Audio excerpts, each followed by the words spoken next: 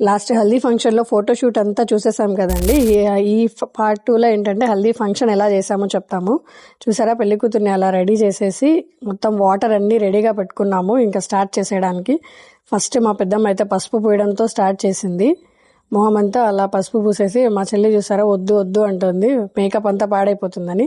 ఎంత చెప్తా మేమైతే వినలేదు, స్టార్ట్ చేసేసాము. ఇంకా వీళ్ళందరూ మా ఫ్రెండ్స్ వాళ్ళు కూడా హల్దీ ఫంక్షన్కి వచ్చేసి మంచిగా అంతా పూసేసి బాగా పసుపు మొత్తం రాసేసి తర్వాత ఇంకా వాటర్ రెడీగా పెట్టాం కదా, అవన్నీ మేమైతే చల్లనీళ్ళే పెట్టామండి, తనకి వేడి నీళ్ళు అని చెప్పాము.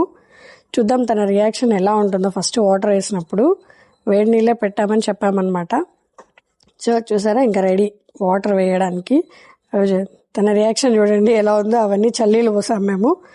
షాక్ అయిపోయింది, ఏంటి వేడి నీళ్ళు అని చెప్పి చల్లనీళ్ళు పోస్తున్నారు అందరూ అనేసి. ఇంకా ఎలాగోలో కాంప్రమైజ్ చేసేసి అందరం చల్లనీళ్ళే పోసేసాము. ఒకరి తర్వాత ఒకరు మంచిగా చేసేసి బాగా మా అత్తయ్య మా మామయ్య పసుపు నీళ్ళు, కుంకుమ వాటర్, పాల వాటర్ అన్నీ అట్లా వేసాము. అందరము మంచిగా అయితే ఎంజాయ్ చేసాము బాగా. ఫస్ట్ టైం అండి మా ఇంట్లో హల్దీ ఫంక్షన్ చేయడము, ఎందుకంటే ముందు ఆచారం ఏమీ తెలియదు మాకు. చూసారా అందరం మంచిగా వేసేసాము. లాస్ట్లో ఇంకా మా మమ్మీ చూడండి ఒకేసారి బిందె ఎత్తేసింది, ఎందుకులే ఇవన్నీ ఊరికే అని. Thanks for watching.